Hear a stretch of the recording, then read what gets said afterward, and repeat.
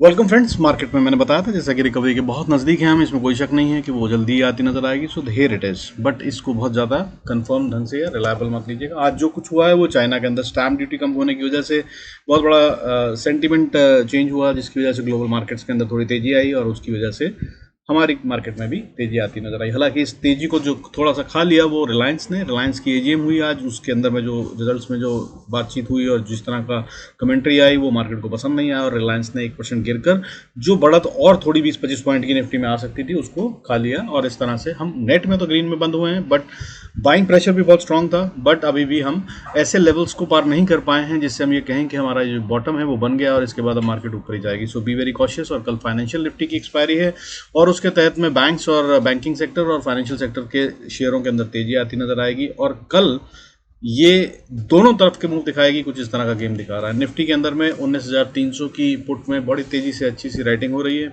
और ये बताती है कि मार्केट को नीचे तो नहीं जाने दिया जा रहा है। और वहीं पे अगर बैंक निफ्टी और फिन निफ्टी की बात करूं तो वो भी संकेत दे रहे हैं कि वो ऊपर जाना चाहते हैं। हालांकि अभी निफ्टी का ऑप्शन चेन का डेटा ओवरऑल और बैंक निफ्टी का ऑप्शन चेन का डेटा ओवरऑल आपस में काउंटरा हैं, जिसका मतलब ये है कि ये दोनों डायरेक्शन में मार्केट मूव करेगी और रिटेल को फिर से धोया जाएगा। So be very careful and cautious. और मैंने जैसा कि कल के वीडियो में बताया था, लास्ट वीक जो होता है मंथ एंड में वीकली एक्सपायरी के साथ में मंथली एक्सपायरी होती है, ये हमेशा बहुत वॉलेटाइल होती है और रिटेल ने जो पूरे महीने कमाया होता है वो सारा पैसा यहाँ पर वो दे देता है। So be very cautious and careful. बाकी मैं टेलीग्राम पे तो बता ही देता हूँ, आज दिन में ही बता दिया था कि बाई सेल नहीं करना, बाय का सीन बन रहा है। और जब बाय रुकना था तब भी बताया था, मैंने सब कुछ बताता हूँ बट सिर्फ डायरेक्शनल बताता हूँ, ट्रेड नहीं देता। सो अगर आप ट्रेड की उम्मीद में आते हैं, ये सोचते हैं कि मैं आपको बताऊंगा कौन सी ऑप्शन खरीदनी है, तो so that is not what I do. However that can be done, but मुझे लगता है कि वो ठीक नहीं है और उस तरह से किसी का भी भला होता नहीं है लॉन्ग टर्म में। सो आई गिव द डायरेक्शन कहाँ पे क्या चेंज हो रहा है और क्या ट्रैपिंग हो रही है। So if you want, link description में है, कमेंट्स में भी डाल दूंगा। Do come to the Telegram. बाकी लेवल्स जो बताता हूँ उनको तो नोट करके रखिएगा, उसके हिसाब से मार्केट मूव करती है और जिस लेवल पे जो कहता हूँ वो फायदा होता ही होता है। डेफिनेटली वही तरह का गेम होता है। So try and utilise and align your trades according to that. आइए शुरू करते हैं आज का video. Before we start I request to go to the disclaimer as per SEBI norms, I am not a SEBI registered. आइए शुरू करते हैं आज का वीडियो। देखिए, टोटल में नेट में अगर हम बात करें तो आज करीब करीब 130 करोड़ का माल बेचा गया है स्मार्ट मनी के द्वारा। स्मार्ट मनी में कौन? डोमेस्टिक इंस्टीट्यूशनल इन्वेस्टर जो हैं उन्होंने 1,264 करोड़ का माल खरीदा है। वहीं फॉरेन इंस्टीट्यूशनल इन्वेस्टर यानी कि विदेशी निवेशकों ने, बड़े वाले फंड हाउसेस ने 1,393 करोड़ का माल बेचा है।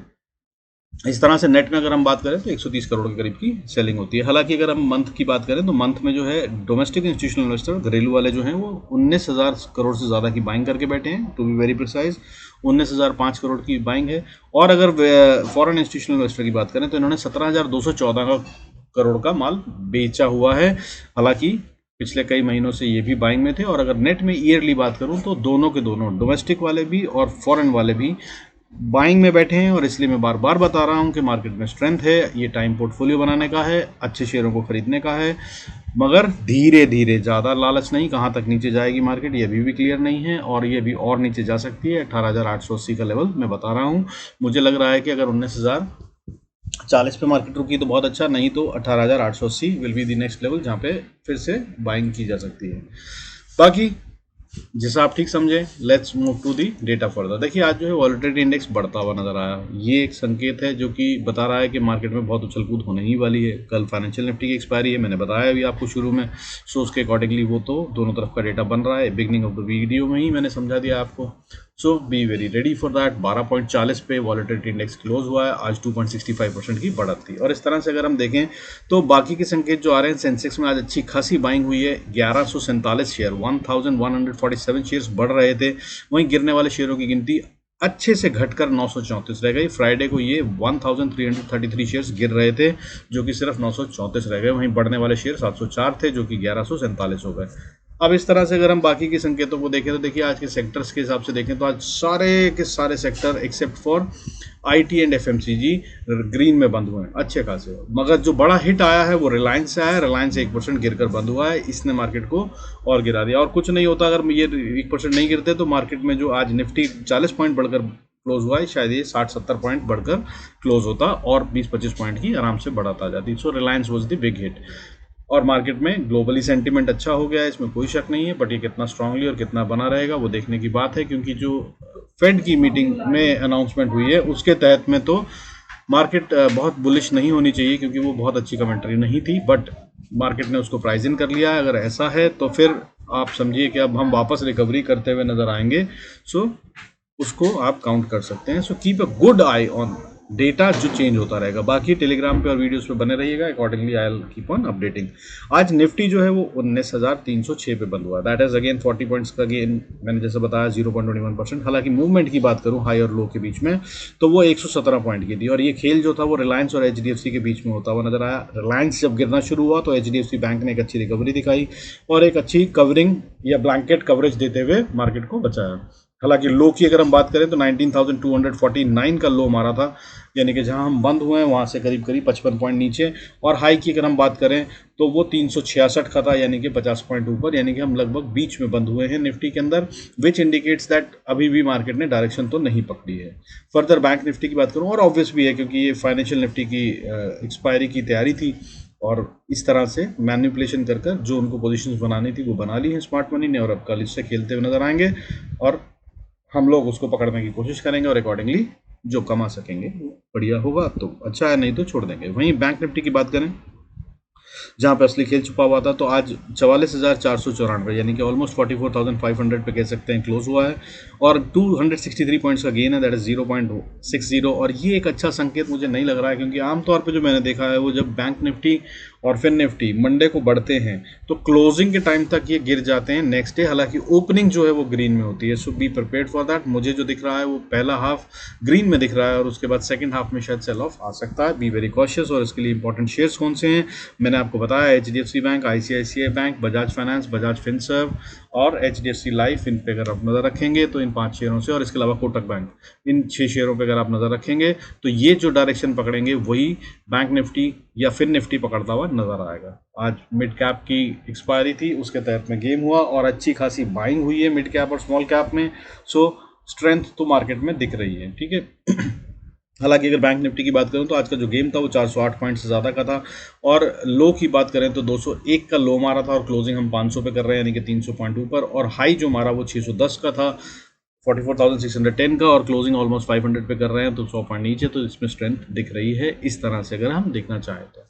वहीं अगर हम बात करें, देखिए सेक्टर वाइज जो बढ़ने वाले सेक्टर थे, और या फिर ग्लोबल संकेतों की बात करते हैं पहले, देखिए क्रूड इस समय पे बढ़ता हुआ नजर आ रहा है, जो बहुत अच्छा संकेत नहीं है, बट इसके मूव होने से अब हमारी इकोनॉमी पे बहुत फर्क नहीं पड़ता। वी बाय फ्रॉम रशिया और हमारा रेट सेटल्ड है, तो ग्लोबल मार्केट में अगर रेट चेंज भी होता तो वो बहुत फर्क नहीं पड़ता। और हम वैसे भी बहुत हाई प्राइस के लिए प्राइस्ड इन हैं। हमारे रेट्स जो $130 से भी ऊपर चले गए थे कभी, उसके लिए प्राइस्ड इन है, अब उसकी चिंता की बात नहीं है। हमने उसके बाद से इंडिया में रेट्स पेट्रोल के कमी नहीं हुए। वहीं बात करें गोल्ड की, तो गोल्ड 0.27% बढ़कर ट्रेड कर रहा है 58,798 पे, और सिल्वर भी थोड़ी सी बढ़त के साथ ग्रीन में ही ट्रेड कर रहा है 73,586 पे। ये काफ़ी अच्छे से रैली कर चुका है 68,000 से 73,000 तक, और अब इसको थोड़ा रिलैक्स करने का मूड कर रहा है, शायद ऐसा लग रहा है। इसमें ट्रेड से बचें अभी फिलहाल। इसमें खास तौर पे अगर आप ऑप्शंस में करते हैं तो बहुत ज़्यादा पैसा बनता नजर नहीं आएगा। फ्यूचर्स में करते हैं तो भी इसमें प्रीमियम इरोड होते हुए नजर आ सकते हैं। So be very cautious while trading silver.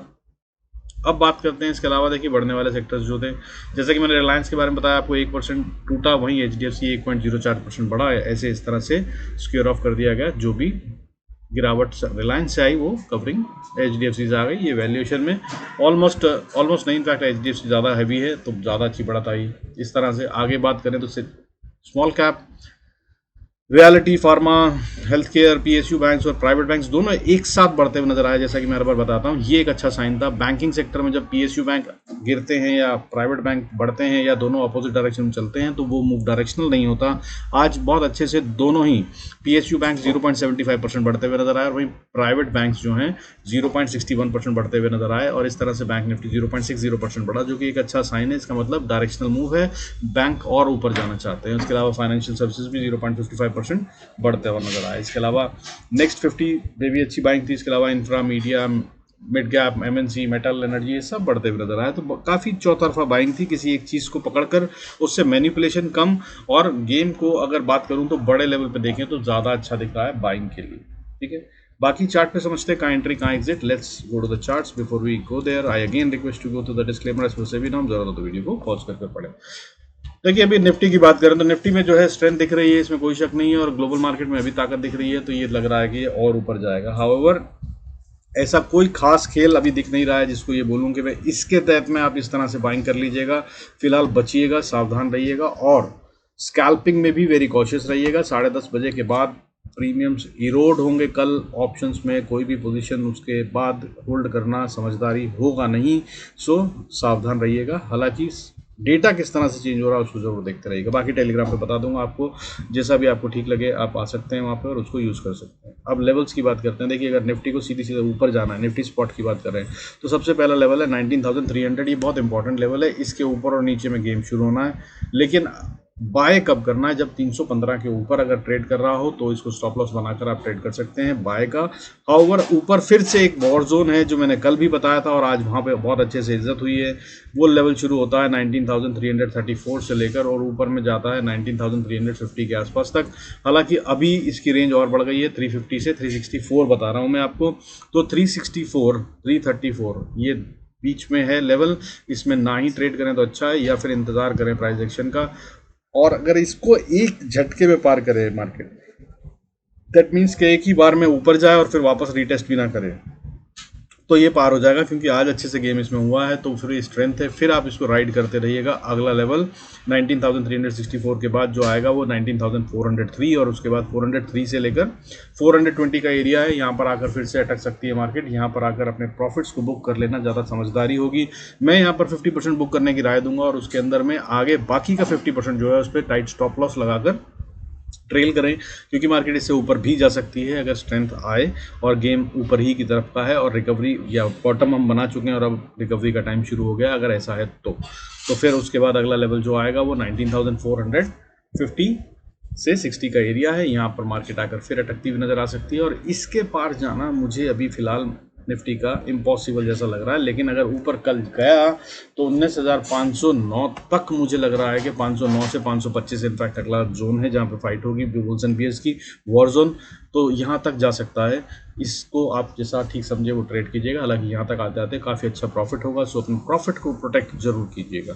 और वॉर जोन का मतलब फिर से बता रहा हूँ, हर वीडियो में बताता हूँ, वॉर जोन का मतलब होता है कि वहाँ पे ऑप्शंस के प्रीमियम घटते हैं, वहाँ पे टाइम लगता है, मार्केट अपनी कंसोलिडेशन या डिस्ट्रीब्यूशन को कंटिन्यू करता है वहां पर, जिसके तहत में प्रीमियम्स ऑफ ऑप्शंस इरोड होते हैं। अब नीचे की बात कर लेते हैं। देखिए निफ्टी को अगर नीचे आना है तो सीधा सीधा मुझे जो दिख रहा है, पहले तो यार देखिए सेल करने के लिए सीन कल मुझे बहुत अच्छा नहीं दिख रहा है, तो कोशिश कीजिएगा अवॉइड कीजिएगा अनलेस गैप डाउन हो जाए और फिर वापस नीचे ना, मार्केट ऊपर ना देखे और नीचे जाती जाए। अदरवाइज सेल का बहुत अच्छा टाइम अब जा चुका है। सेल में काफ़ी दिन से बता रहा था, अब मैं बोल रहा हूँ सेल से बचने की कोशिश कीजिएगा। कल के वीडियो में मैंने बताया था रिकवरी के हम बहुत पास हैं और आज फिर से एक स्ट्रॉन्ग साइन दिखाया है कि रिकवरी आती हुई नजर आ सकती है। हालांकि ये रिकवरी बहुत रिलायबल नहीं है, so be very cautious. Buying में भी मत आइएगा, फोमो में बाइंग मत कीजिएगा, देख लीजिएगा फॉलो थ्रू बाइंग अगर कल आती है तो एक अच्छा दिन हो सकता है। बाकी लेवल्स की बात करते हैं।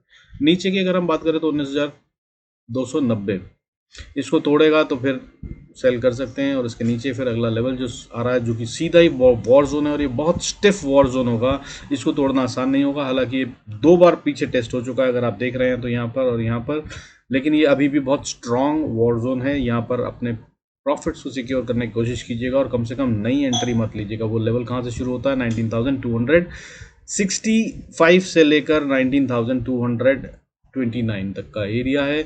ये एरिया जो है ये वॉर जोन या ट्रैप जोन कहलाएगा। यहाँ पर रिटेल की वाट लगेगी। मुझे ऐसा लग रहा है कल 10:30 बजे के आसपास मार्केट यहाँ पर खेलती हुई नजर आएगी और इसको तोड़ दिया अगर तो अगला लेवल जो है सपोर्ट का वो 19,196 से 185 का लेवल है। ये वो एरिया है जहाँ पर आकर फिर से मार्केट सपोर्ट लेने की कोशिश या बाउंस बैक करने की कोशिश कर सकती है। अब अगर यहाँ भी नहीं रुकी तो अगली सपोर्ट जो आएगी वो 19,130-40 के एरिया में आएगी और अगर इसको तोड़ दिया तो फिर एक अगला वॉर जोन जो बड़ा वाला है जिसको कल तो मार्केट नहीं तोड़ती नजर आ रही लेकिन यहाँ पर पहुँच सकती है और यहाँ पर आकर खेल शुरू होगा, वो है 19,085 से शुरू होकर 19,980 का ये बड़ा एरिया है।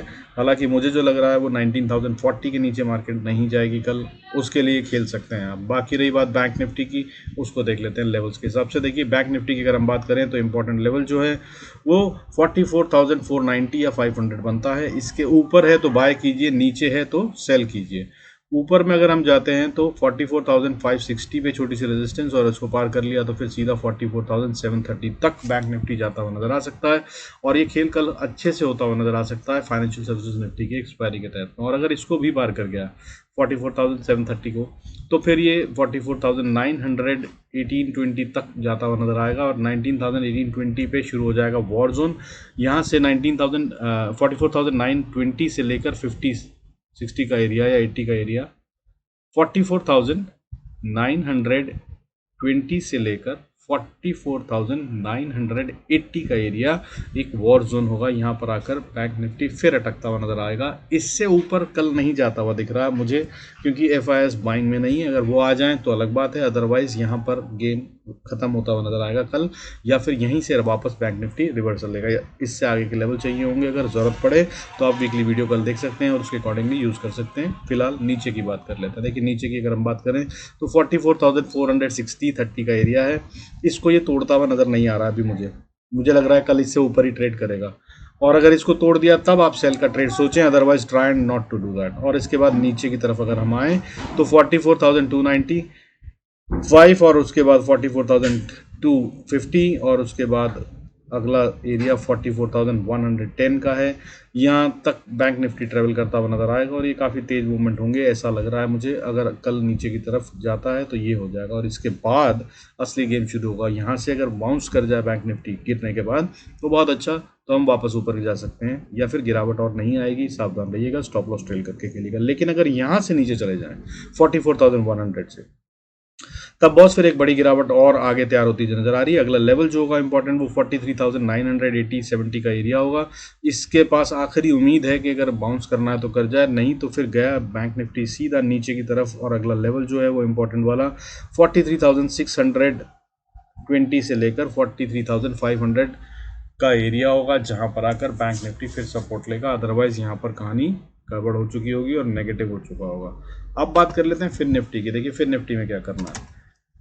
निफ्टी के अंदर अगर हम फिर निफ्टी की बात करें तो फिर निफ्टी ही है कल जो खेल का होगा। और खेल इसमें जो होगा वो मैं फिर बता रहा हूँ, Bajaj Finance, Kotak Mahindra, HDFC Life, इन पे नज़र रखिएगा। इसके अलावा जो टॉप के शेयर हैं जो हिलाते हुए नज़र आएंगे वो HDFC bank, ICICI bank, SBI bank, ये इसमें गेम खिलाते हुए नज़र आएंगे। सो इन शेयरों पर नज़र रखिएगा, फिर बता रहा हूँ, और उसके अकॉर्डिंगली गेम यूज़ कीजिएगा। अब बात करते हैं लेवल्स की फिर निफ्टी में। देखिए फिर, और स्पॉट की बात है, फिर बोल दूँ फ्यूचर से कंफ्यूज मत होइएगा।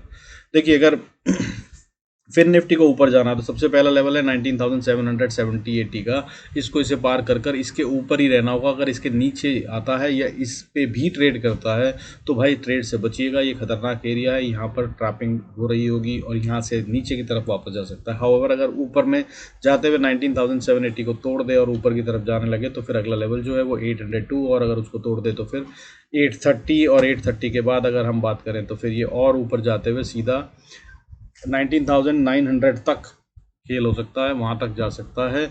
और यहाँ पर जाकर तो ये रुकेगा और टाइम बिताएगा। और इसके अंदर में आप ध्यान रखिएगा 19,900 से 19,930 का एरिया वो है जहाँ से फिर निफ्टी फिर से नीचे की तरफ आ सकता है, रिवर्सल ले सकता है अगर ये ऊपर चला यहाँ तक तो।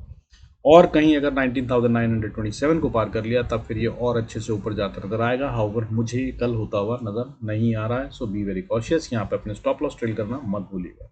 अब बात करते हैं नीचे की। देखिए अगर नीचे आना है, बैंक फिर निफ्टी को गिरना है, तो सबसे पहला लेवल 19,730, इसको तोड़ेगा तभी ये नीचे जा रहा है। और अगर इसको तोड़ा तो 730 से 700 इनफैक्ट वो एरिया है जो वॉर जोन बनता है, इसके अंदर में बाउंस बैक की बहुत चांसेस हैं। और अगर इसको तोड़कर नीचे ट्रेड करने लगे 700 को ही मान लीजिए, तो फिर ये नीचे अच्छे से गिरता हुआ नजर आ रहा है। तो पहला लेवल 673 और अगला लेवल इंपॉर्टेंट वाला 618 और 610 के आसपास फिर से सपोर्ट लेता हुआ नजर आ सकता है फिर निफ्टी। सो इस पर ध्यान रखिएगा। और अगर कहीं इसको तोड़ दिया 615, तो फिर अगली सपोर्ट जो आती है वो 550 और फिर 511 पे आती है। और अगर 500 को तोड़कर फिन निफ्टी ट्रेड करने लगा तो फिर सीधा 436 से पहले ये रुकेगा नहीं और गिरावट आएगा, और 436 भी उसके बाद बचेगा कि नहीं ये कहना मुश्किल है। और उसके बाद एक बड़ी गिरावट और फिन निफ्टी में आ सकती है जो 150-200 पॉइंट की हो सकती है। With this I conclude this video. Thanks so much for staying connected. Hope आपको बढ़िया फायदा हो रहा होगा। अगर फायदा हो रहा है तो भाई कमेंट्स में डाल दिया करें, मुझे भी अच्छा लगेगा। लाइक करें, सब्सक्राइब करें, I will be thankful. Thank you so much for staying connected. God bless us all. See you in next video.